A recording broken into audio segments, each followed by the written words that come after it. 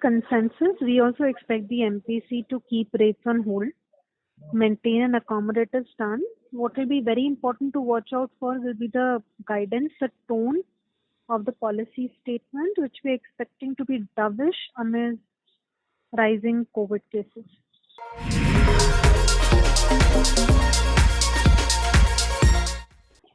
So, what's happened is that the second COVID wave that's happened, and cases now past 0.1 million, in fact, even above the peak which was seen in the first wave for India. But in terms of impact on macro variables, we've not yet seen much impact. So it will be too early for the RBI also to gauge the impact of second COVID wave on macros.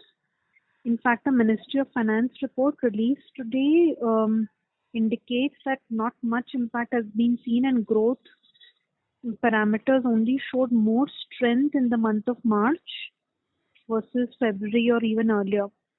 In this framework, we believe that it will be too early for RBI to change macro projections for growth and inflation.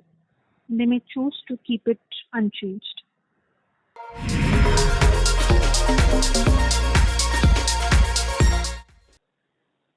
So we think that while liquidity is being normalized, it remains in significant surplus. And yes, with the focus of this policy amidst rising COVID cases to be on growth vis-a-vis inflation, which is why we are calling for a dovish guidance.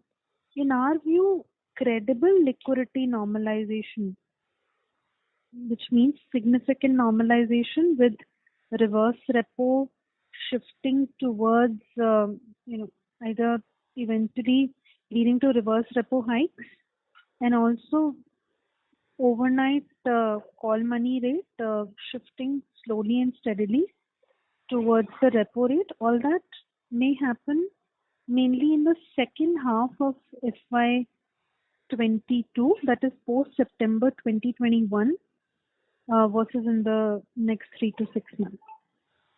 So there is a delay in the policy normalization expectations also.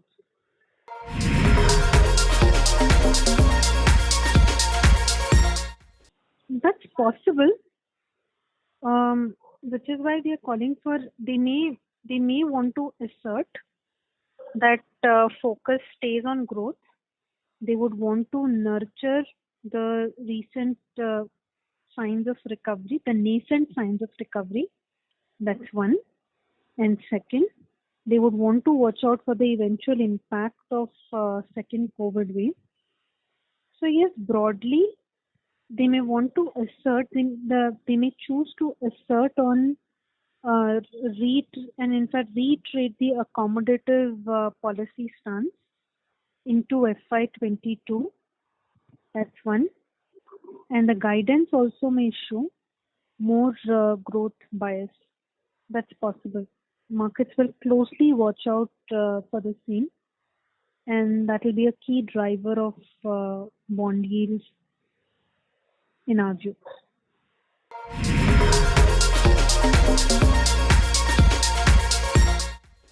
So broadly, would say that this policy may not be eventful in terms of any policy parameter changes, but the key aspect of the policy being watched out for is the guidance from the Monetary Policy Committee in terms of what are they expecting about the impact of second COVID wave, and how does that change the policy guidance for the coming months. That, in our view, will be the key driver. Second, while on liquidity, the RBI has been providing assurances and even acting on the same. So the market was disappointed post the February policy. This time round, any further actions or inclination on liquidity will be closely watched.